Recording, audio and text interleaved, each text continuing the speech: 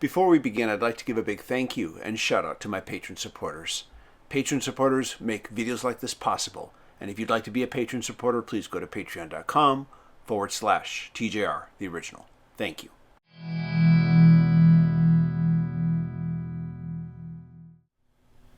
Hello, this is TJR, and if this is your first time here, welcome to the channel. If not, welcome back.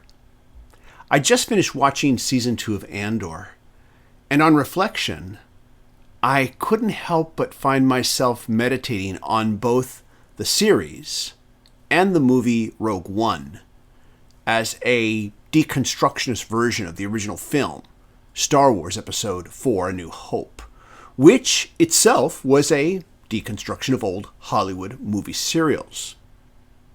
I can remember when the first Star Wars movie was released in theaters. I was 15 years old. Back then, there was no Episode 4, and no idea that there would be or even could be more to come. But even then, it hinted at a larger narrative, a universe where a lot more story had occurred prior to the film's opening space battle scene. On numerous occasions, George Lucas has stated over the years he originally envisioned a much larger scale story, but knew that it would be impossible to fit it into one movie, so he took the part of that larger story that he felt he could film and that could work as a one-off self-contained film. This is what ended up becoming Star Wars, later retitled Star Wars Episode 4, A New Hope. The original Star Wars was, at the time, a refreshing throwback to the adventure films made during the golden age of Hollywood, but mostly it took inspiration from the adventure movie serials of the same time period. These featured well-defined heroes and villains and lots of action. These multi-chapter movies were not great cinema, but they entertained young kids on Saturday afternoons and gave them heroes they could dream about becoming. But back in 1977, when Star Wars premiered, those movie serials were a decade in the past, and in that time, the movies and the American public had grown both jaded and cynical. Jaded towards both the political, cultural, and societal establishments that had dominated American culture over the last 40 years. And this outlook made us look down on the idealized version of the hero that existed in the Hollywood movies of old with snarky contempt. And this cynicism was reflected in the movies of the period as well. Dark, gritty films like Taxi Driver, The French Connection, Easy Rider, and Dog Day Afternoon, all brilliant films in their own right that featured anti-heroes and, in some cases, non-heroes. It's kind of ironic to note that during this time, Disney, as a company, was struggling against this more cynical culture.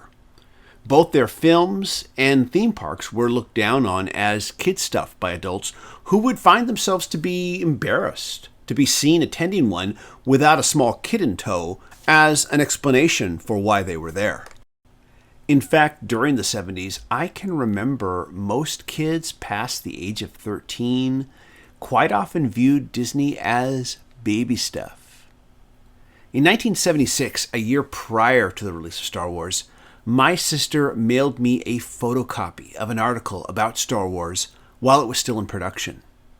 George Lucas was still hot off the success of American Graffiti, a film that kicked off the 1970s nostalgia craze for the 1950s.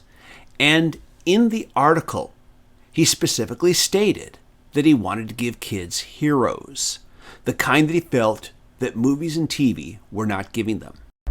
Now, at this point in my life, I had already seen the TV edit version of the 1939 Buck Rogers movie serial retitled as Destination Saturn, so I understood the kind of space opera that George Lucas was referring to in the article.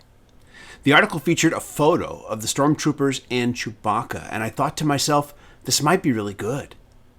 Now, to better illustrate the mood of the time, a year later, after reading this article, I was sitting in a movie theater, and before the feature started, we all got to see the first trailer for Star Wars, Coming to a Galaxy Near You. 20th Century Fox and George Lucas, the man who brought you American Graffiti, now bring you. I was excited to actually see real moving images of this film that I had only previously read about, and I thought it looked excellent. But my excitement was saddened to be hearing audience remarks during the trailer like, boring, and this looks really dumb. And then Star Wars premiered, and something cultural shifted. George Lucas took those old school movie serial heroes of the past. He took their swashbuckling adventures and he reimagined them for a present day audience.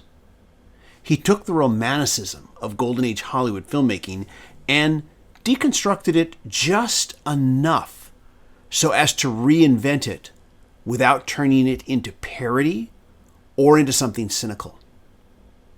Then he dressed up his deconstruction of old Hollywood with high-speed action and some of the most eye-popping special effects that movie audience had ever seen since 1968's 2001: A Space Odyssey. He added strong doses of humor to complement the action and never forgot to let the film breathe and allow for human moments so that we remained invested in the characters. He didn't realize at the time, but he was creating the template for modern summer blockbuster films that would influence movies for decades to come.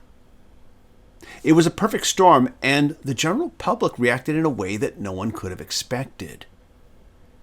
Each of the film's main characters was, to a certain extent, a deconstruction of an old-school Hollywood archetype. Instead of being a fully formed hero right out the gate like, say, Flash Gordon or Buck Rogers, Luke Skywalker sees himself as only a small cog in a large universe. He says that he hates the Empire, but believes that there is nothing he can do about it.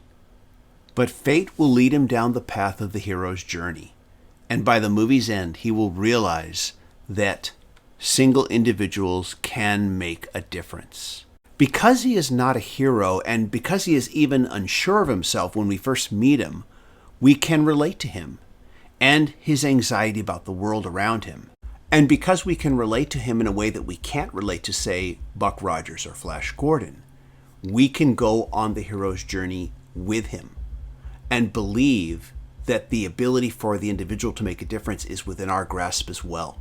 Han Solo, the rogue smuggler pirate, the charming scoundrel, is the least deconstructed and reimagined of these old school archetypes. And this is good because his cynicism towards Luke Skywalker and the Force represents the cynicism of the American public at that time. He is the character that the more jaded viewer can latch onto and like. But when the chips are down, Han Solo realizes that there are things greater than himself, and he makes the choice to serve the greater good because of the example that Luke sets. Princess Leia, however, was the most radical reinvention and the strongest example of deconstruction from the Hollywood movie tropes of old. She is no damsel in distress, she has agency, and instinctively knows when she needs to take charge and does so without hesitation. What the hell are you doing? Somebody has to save our skins. And movie audiences in 1977 didn't need to ask where she got her training in order to accept her as such. In trying to explain the effect the original Star Wars had on audiences back in 1977, I like to use the analogy of Peter Pan asking the audience to say, "I do believe in fairies," in order to save Tinkerbell. Because that same cynical audience who said, "This looks dumb," when the trailer first dropped, just made a 360-degree turn when they wildly applauded during the movie's closing credits. This is exactly what happened at my first screening back in 1977, and I have never forgotten it. Because prior to Star Wars, I had never experienced a movie where audiences applauded the end of the film. Prior to Star Wars, I had only ever seen a movie audience just get up and walk out. But now, suddenly, both kids and adults could believe in heroes again. Suddenly, we could stop being cynical, even if just for a moment, and embrace the innocence of youth, the innocence that we had lost. This is the end of part 1. If you like this video, please remember to hit like and hit subscribe so you don't miss future installments, where I will be discussing the prequels, the sequels, and Andor too. Thanks everybody for watching. I'll look forward to seeing you in the next video. Bye-bye.